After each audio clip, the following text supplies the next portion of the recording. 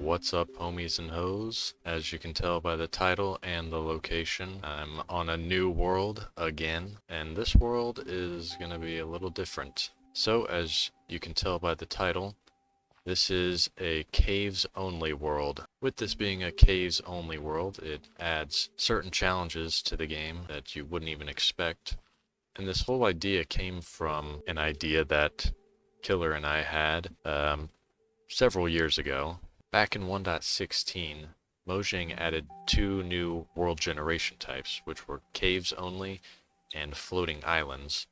And since they've gotten rid of those world generations in newer versions, I think they only kept it around for 1.16. But at the time, Killer and I thought it might be fun to try and do a caves only world. So the thing about the caves world generation is that it only generates one biome, and at the time Killer and I chose the bamboo jungle biome because it gave us bamboo and melons, which were pretty easily obtainable at the time. We only played on it once before we decided to move on. We weren't too interested at the time in doing a whole series on it. But back in September of 2022, I had a renewed interest in the idea, so I started to really research around to try to figure out what biome would actually be the best to do for a caves only, to be able to get the most amount of items, to not miss out on as much. And what I found in my research was that to miss out on the least amount of blocks and items, the cave generation biome would need to be a warm ocean biome. I'll start putting some graphics on the screen as I talk through this. So the first graphic to talk about is this one, which is items that don't spawn. These are things that you just can't get. So none of the 4 too tall grasses can be gotten because those have to spawn naturally, and they can't spawn naturally here. Scoot, turtle shell, and turtle master potions can't be obtained because turtles and scoot can't be obtained anyway. They can only spawn on beaches. Heart of the Sea and conduits you can't get because you can't get a Heart of the Sea. Those only spawn in buried treasure chests, and no buried treasure chests spawn out here. Snowballs, snow blocks, and powdered snow can't be obtained because this isn't a snowy biome. All of the ancient city blocks and items can't be obtained because, as far as I'm aware, I'm 99% sure ancient cities only spawn under mountains. When I was testing stuff out in this caves only world, I ran commands to try to find ancient cities or the biome, the deep dark biome, and it never found any. So unless they're way far out, then they just don't spawn. Mycelium can't be gotten because mushroom biomes don't spawn. Raw and cooked rabbit can't be obtained because you need rabbits, and rabbits only spawn in the desert. Sweet berries can't be obtained because there's no spruce or taiga biomes for them to spawn in, and none of the loot chests that they're a part of spawn here either. Frog lights can't be obtained because frogs don't spawn. Dead bushes can't be obtained because, again, there's no deserts or badlands biomes. Cocoa beans can't be gotten because there's no jungle biome. Goat horns can't be obtained because goats aren't going to spawn. And ice can't be obtained because, again, there's nowhere cold enough for ice to form since it's just a warm ocean. However, packed ice and blue ice can be obtained because you can trade it with the wandering trader. So the mobs that don't spawn, there's quite a few. Llamas can't spawn, though wandering trader llamas can spawn. It's just that those aren't permanent.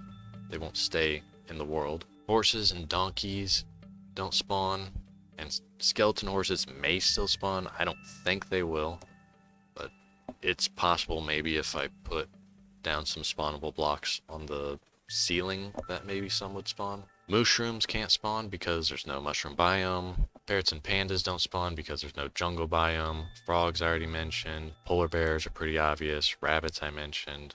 Wolves aren't going to spawn because they require a specific biome, as well as turtles.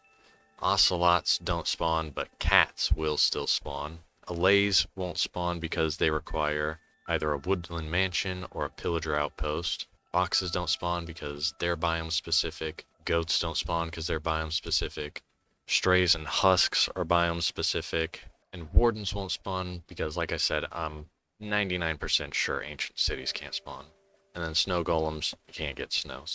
So moving on to some interesting items that you can still get. Clay you can still get, I just don't remember how because I made this 5 months ago. Grass, I do know how to get that, and that is the ultimate block I could find here. It is beyond extremely rare. You have to find just the perfect circumstances for the grass block to spawn. It has to be an underwater area, those little underwater pools of water that used to spawn in 1.16 and before. You have to find one of those, and there's a small chance that a grass block or two will have spawned around it underground. But since the caves world generation spawns kind of weird, the water level in the world is at Y31 and the ocean floor starts at Y14. So there's about 13 or so blocks of space where one of those little underwater aquifers could spawn and possibly spawn a grass block. So the grass block is just like the ultimate prize to find. Saplings and flowers can all be bought from the wandering trader. Bamboo can be found in sunken ships that spawn on the not nether roof, the bedrock ceiling. And coral can be bone mealed to obtain, but coral blocks can't be obtained. I forgot to mention that wood can only be obtained from shipwrecks on the bedrock ceiling or from abandoned mine shafts. So you might wonder why I didn't start this world back in September when I did all this research and had this renewed interest. Well, I did start this world back then, and I played for about an hour and a half one day, and I'll show that right now and the reason why I stopped playing.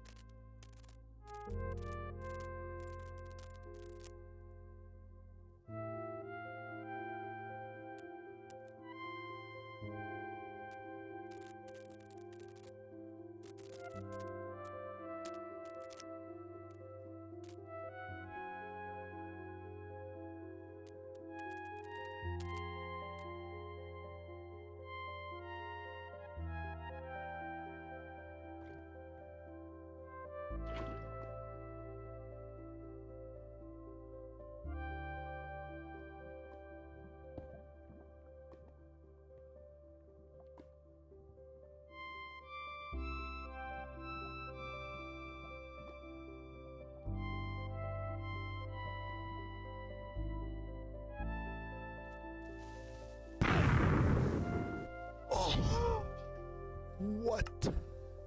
So yeah, while I was waiting for the nether portal to ignite, a creeper came up behind me and blew up. So after that, I pretty much just shelved the entire idea and hadn't touched it since. But the other day, I kind of wanted to give it a try again.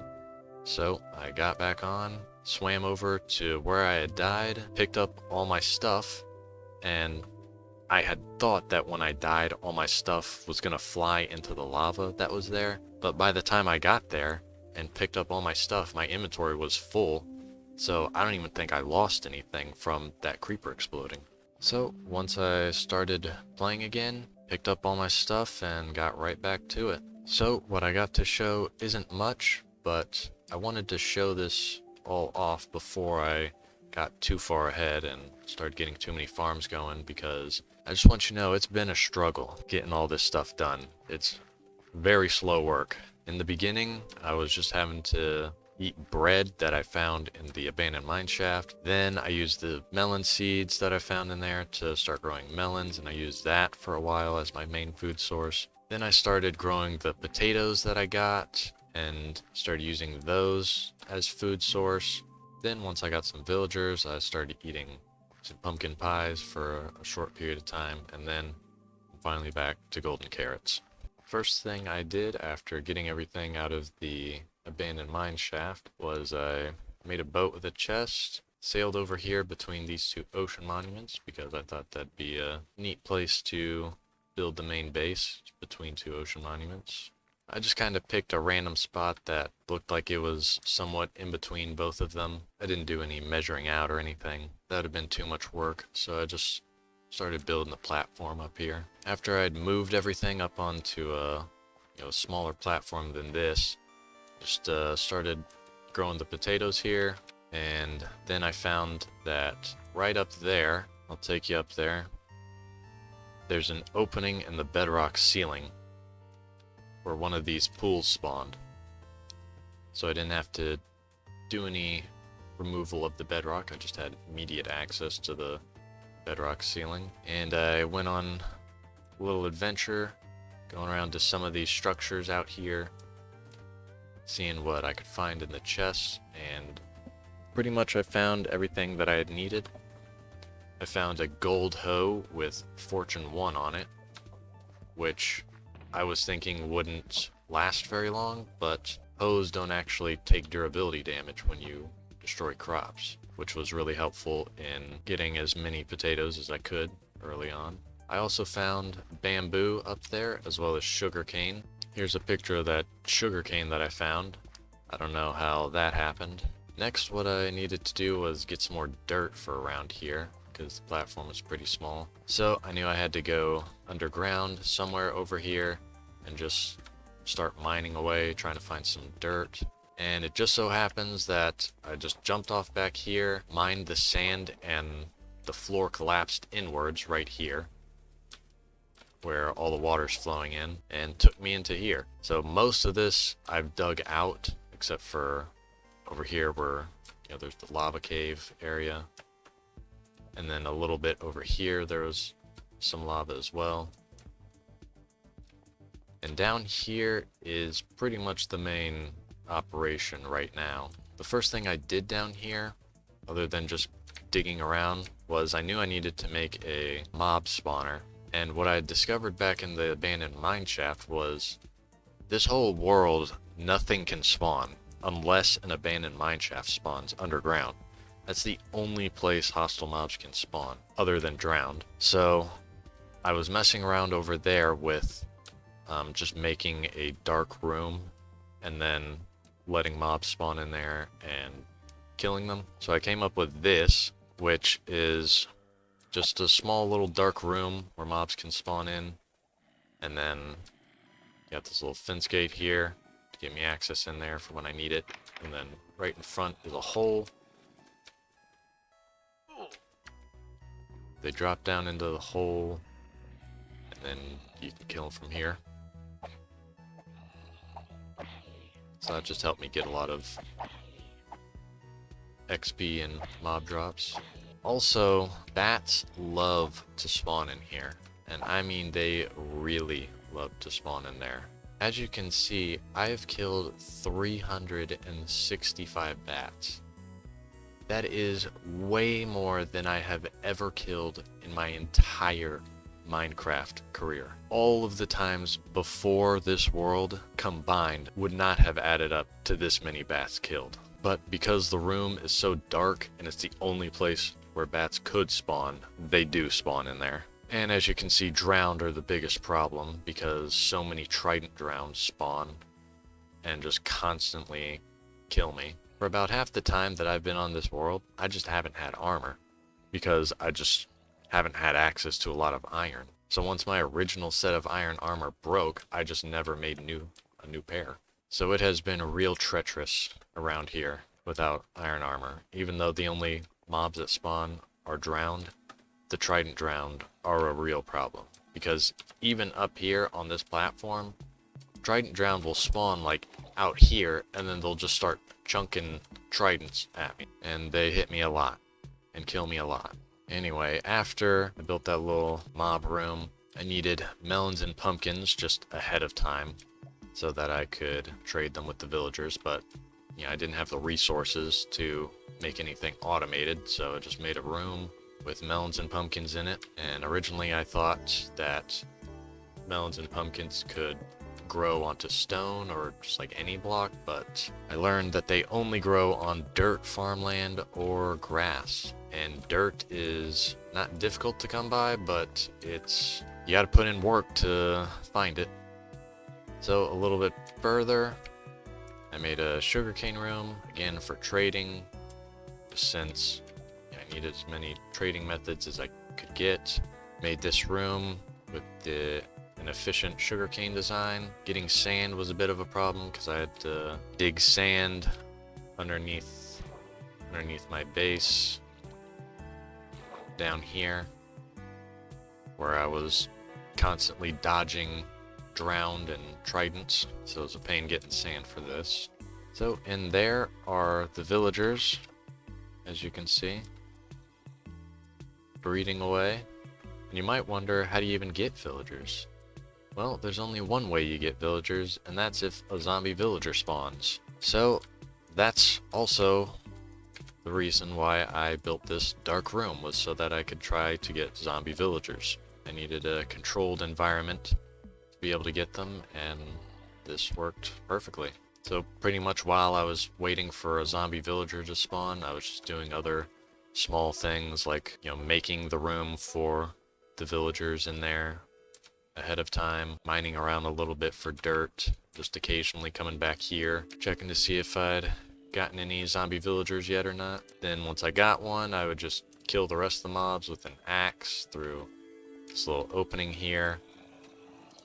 Then I'd cure it and move it. After I got up a large stock of villagers in here, I went ahead and traded out the villagers that were originally in there with ones that were then in here, because the ones that were originally in there I had to cure, and golden apples aren't as easy to come by in here. It's not exactly a lot of apples around, so I just switched out the two that were in the breeding room with two that weren't, and then I just used the two that were originally in there to make this farmer so that I could trade melons. Fortunately, he didn't give me pumpkins, so he's gonna have to die later on, even though he's an original. And I made this librarian, which has mending, which I didn't even use until I got all these other librarians. Then I just started trading some potatoes and melons, as well as paper,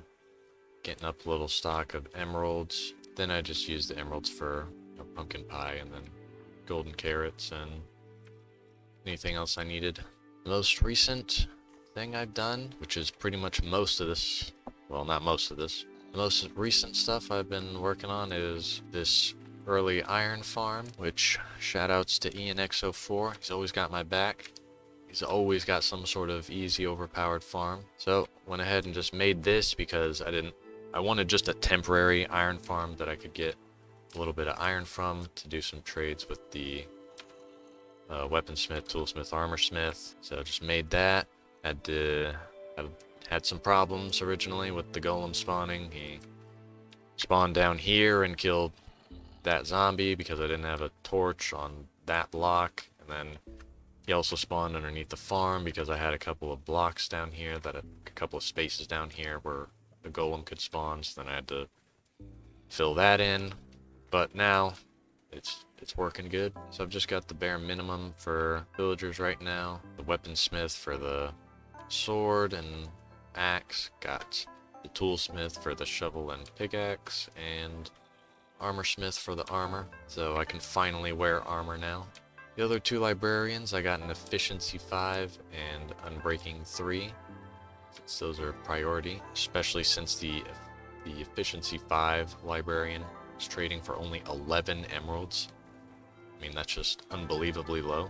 And thankfully the other farmer is doing a pumpkin trade as well as melon, but the melon's always guaranteed. I've been to the stronghold for this world. Got a 2-eye spawn on the portal. Not that it matters, but the interesting thing about the strongholds is if you were to play a caves only world on 1.16, no strongholds would spawn. So this world is a 1.19 world, and when updating the old world generation, so the old caves only world, when loading that up in 1.19.2, it spawns strongholds. So what I did to try to ensure that a grass block will spawn in this world, I downloaded a program to pre-generate a 500 chunk radius, I believe, around spawn. So that way, this world generation, where it's just flat ocean and occasionally broken up by the ocean monuments, this is what the world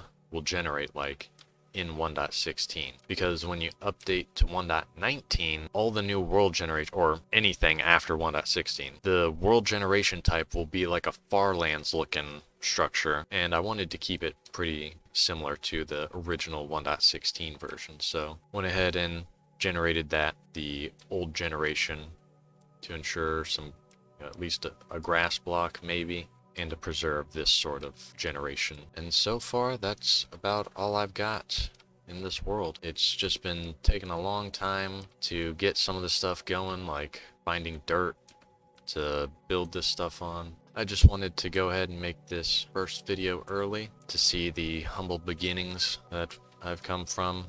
And as you can see, there's the trident drowned that like to throw tridents at me while I'm just standing up here. I really need to get more dirt to extend this platform. Anyway, that's all I've got for now. Hopefully, a few weeks' time, I'll have come a long way. Well, maybe not a long way. It's only a few weeks, but I'll definitely have more to show, I think. And until then, I'll see you next time.